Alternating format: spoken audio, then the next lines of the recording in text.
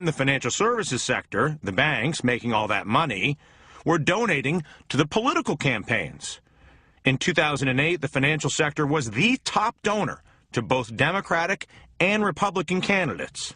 The banks and politicians will do whatever it takes to prevent a legitimate foreclosure proceeding, one that would easily reveal the lack of qualifications and bad documentations in the loans the banks have been selling and giving to the government for years. Why isn't our government dealing with it now? Perhaps because that would reveal systematic criminal and civil fraud at the highest levels of America's banks and political corridors. Now, we know who's fighting for the banks with all the money going to our politicians. Again, from the president on down the line, no one has given more money to all of our politicians in the financial services industry. Question is, who's fighting for everybody else?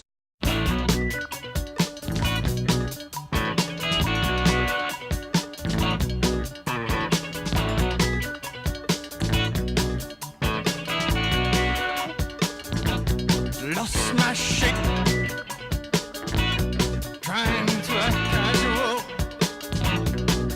can't stop, I might end up in the hospital, changing my shape, I feel like an accident, they're back to explain their experience.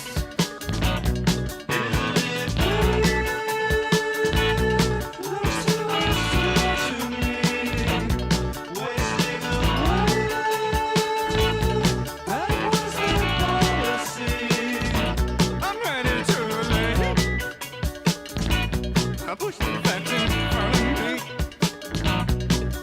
Facts lost. Facts are never they seem to me. Nothing there. No information left of any kind. Lifting my head. Looking for the danger signs. There was a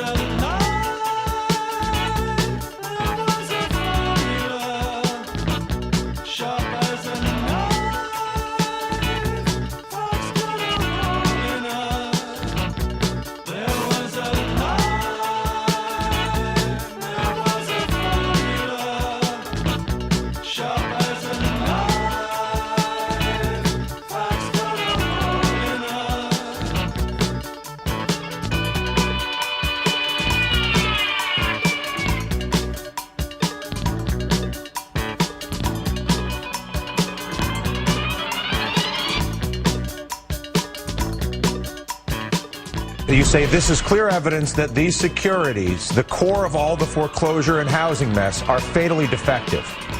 You say there is no solution to this problem that is both lawful and yet preserves the fiction that all is well with this edifice, yet at the same time protects the chain of title in housing and the rights of both homeowners and securities buyers. It's almost as if you're saying we can keep the system we have, but then we have to forfeit our sense of property rights in this country, or if we want to reestablish property rights in this country, we have to deal with the fraud or the malpractice that is at the core of this. Is that a fair interpretation, Carl?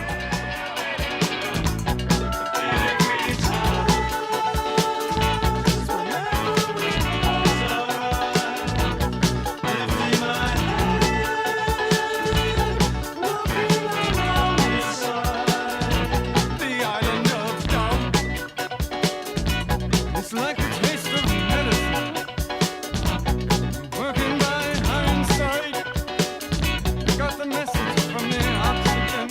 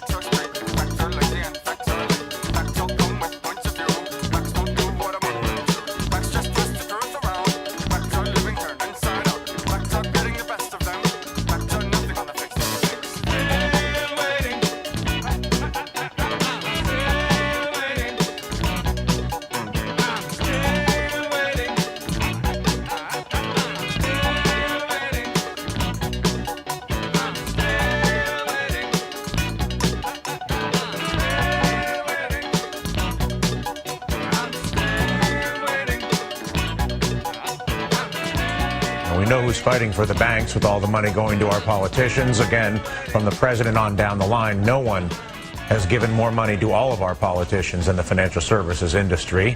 Question is, who's fighting for everybody else?